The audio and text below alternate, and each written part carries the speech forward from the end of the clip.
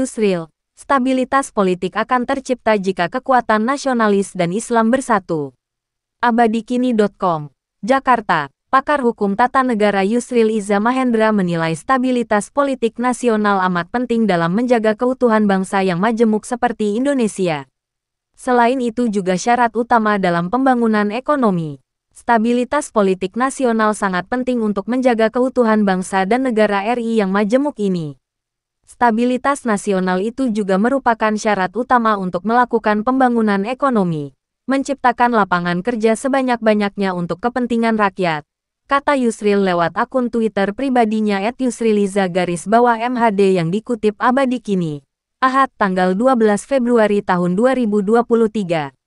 Menurut Menteri Kehakiman dan HAM era Presiden Megawati ini bahwa stabilitas politik di Indonesia hanya akan tercipta dengan memadukan kekuatan golongan nasionalis dan Islam dalam memimpin Indonesia ke depan.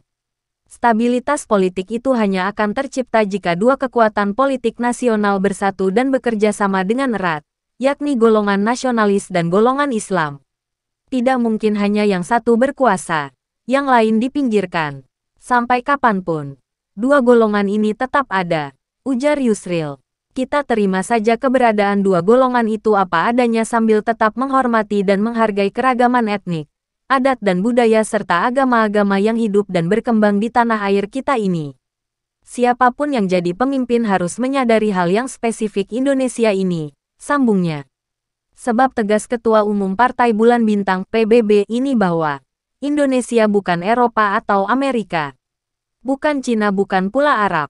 Untuk itu lanjut dia, jangan impor mentah-mentah apa yang ada di negara lain. Karena Indonesia ini, peta kekuatan politiknya, kemajemukan etnik, budaya dan agama serta geografi yang kompleks tidak ada di negara manapun di dunia ini, beber Yusril. Karena itu pemimpin masa depan Indonesia haruslah pemimpin yang paham betul kekhususan Indonesia beserta kompleksitas yang ada dalamnya. Menangani kompleksitas itu dan mengubahnya menjadi sebuah potensi untuk maju adalah seni, kemampuan memahami dan kerja keras tanpa henti. Jangan coba-coba memaksakan suatu kehendak untuk mengubah keadaan itu, baik dengan aturan, kebijakan, apalagi gunakan kekuatan aparatur tanpa pemahaman, karena berisiko timbulnya perlawanan, konflik dan kekerasan dengan taruhan sangat mahal mengatasi dan memulihkannya, tegas Yusril. Resep utama mengatasi kekhususan Indonesia itu jelas Yusril, adalah membangun kesadaran dan rasa percaya diri rakyat kita sendiri. Jangan mudah terpukau pada kemajuan bangsa lain dan kemudian merasa rendah diri dan tak percaya diri. Apa saja yang ada pada bangsa ini semua dipandang jelek, jelas Yusril. Rasa percaya diri itu, kata Yusril, hanya bisa dibangun oleh pemimpin yang cerdas dan berwibawa yang segala omongannya itu didengarkan rakyat. Sabdo Pandito Ratu, dalam peristilahan Jawa, omongan yang jelas, tegas, bijak dan dimengerti semua orang mulai tukang becak sampai guru besar, beber Yusril. Lanjut mantan Menteri Sekretaris Negara itu menuturkan, omongan dan perbuatan pemimpin itulah yang didukung oleh sistem dan perencanaan yang baik serta target yang jelas yang ingin dicapai yang menjadi acuan pergerakan bangsa ini ke depan. Bagaimana kita harus mampu mendayagunakan potensi SDM, SDA dan segala peluang yang ada untuk kemajuan bangsa dan negara kita. Untuk itu kemampuan melakukan negosiasi kerjasama bilateral dan multilateral serta kecanggihan berdiplomasi menjadi sangat penting. Satu dan lain hal dilakukan dengan mengutamakan kepentingan nasional, kepentingan rakyat di atas segalanya, tegas Yusril. Presiden, kata Yusril, tidak mungkin mengerjakan itu sendiri, tetapi dia harus punya kewibawaan, gagasan, kemampuan dan pemahaman terhadap persoalan fundamental bangsa ini. Presiden harus memilih para menteri yang mampu dan paham visi presiden karena menteri-menteri itu pembantu presiden. Sangat aneh jika ada presiden terpilih lantas panggil calon menteri lalu bertanya apa yang akan Anda kerjakan jika Anda saya lantik menjadi menteri ESDM misalnya.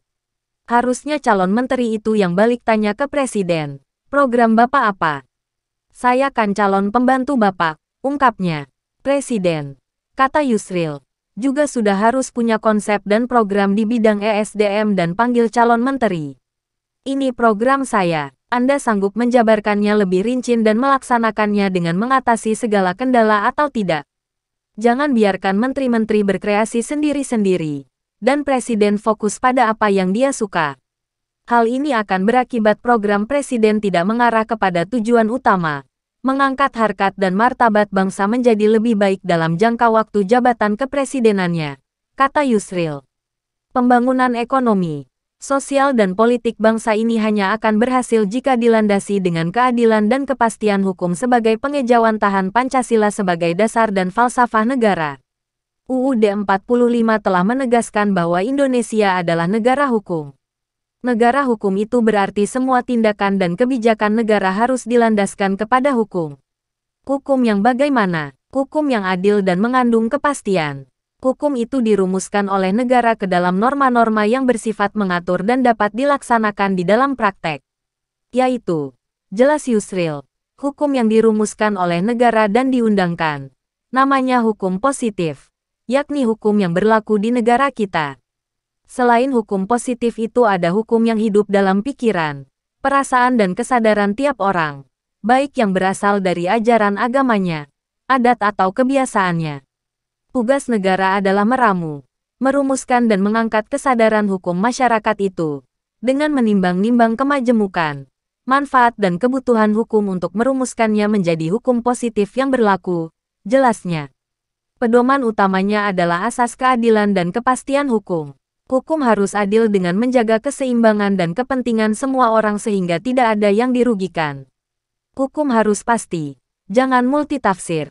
Hukum menjamin rasa aman masyarakat karena sudah ada ketentuan hukum yang pasti. Oleh karena negara kita ini majemuk di satu pihak, tetapi di lain pihak juga negara kesatuan, maka hukum pun juga harus seperti itu. Dalam hukum privat seperti perkawinan, kewarisan, pengangkatan anak dan lain-lain kita akui kemajemukan hukum.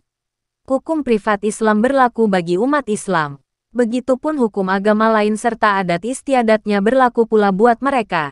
Negara memfasilitasi keberlakuan hukum-hukum tersebut dengan menyediakan lembaga dan perangkatnya yang diperlukan seperti pengadilan dan sebagainya. Namun di bidang hukum publik seperti hukum administrasi negara, hukum lalu lintas, hukum pidana dan tata negara, kita berlakukan satu hukum positif yang sama bagi kepentingan rakyat dan penyelenggaraan negara. Ini adalah cermin sebuah negara kesatuan, kata Yusril. Oleh karena perumusan norma hukum publik itu dilakukan melalui proses legislasi, yakni sebuah proses politik yang melibatkan Presiden, DPR dan ada kalanya juga DPD, maka semua pihak silakan membawa aspirasi politiknya masing-masing untuk diperdebatkan dan dirumuskan bersama. Kalau umat Islam ingin agar sebanyak-banyaknya kaidah-kaidah hukum Islam masuk dalam norma hukum positif di bidang publik, maka wakil-wakil partai Islam harus banyak di DPR. Presidennya pun atau wakil presidennya pun harus dari golongan Islam agar aspirasi Islam terwujud dalam kenyataan. Hal seperti itu wajar dan sah dalam negara demokrasi. Bung Karno juga mengatakan hal yang sama dalam pidatonya di sidang PPKI tahun 1945 sejenak setelah penghapusan 7 kata dalam Piagam Jakarta. Tetapi kompromi harus tetap ada antara golongan Islam dan golongan kebangsaan, kata Yusril. Adapun mengenai hukum-hukum agama di bidang peribadatan seperti sholat 5 waktu, sholat sunat, puasa, zakat, haji dan lain-lain pemerintah tidak boleh mencampuri aspek hukumnya. Begitu juga dengan ibadat-ibadat agama lain. Negara wajib menghormati semua aturan itu. Tugas negara dalam hal peribadatan ini adalah memfasilitasi, membantu dan memberikan jaminan pelaksanaan ibadat-ibadat itu terlaksana dengan leluasa tanpa hambatan. Inilah negara Pancasila, bukan negara Islam dan bukan pula negara sekuler, tegasnya. Menurutnya, di negara Islam urusan ibadat keagamaan Islam langsung ditangani negara. Masjid dan pemeliharaannya dibangun dan dibiayai oleh negara. Imam dan khatib semuanya pegawai negara. Di Saudi Arabia, Pakistan dan Malaysia semua begitu.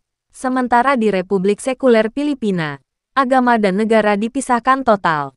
Gereja Katolik Filipina berada di luar struktur negara Filipina. APBN dan APBD tidak boleh digunakan untuk membantu kegiatan lembaga agama apapun di Filipina.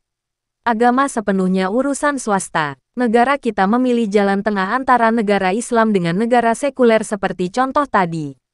Negara terlibat dalam pendidikan agama untuk menjaga moral masyarakat dan memfasilitasi serta membantu pelaksanaan ibadat agama-agama yang ada di negara ini, kata Yusril mengakhiri tweetnya.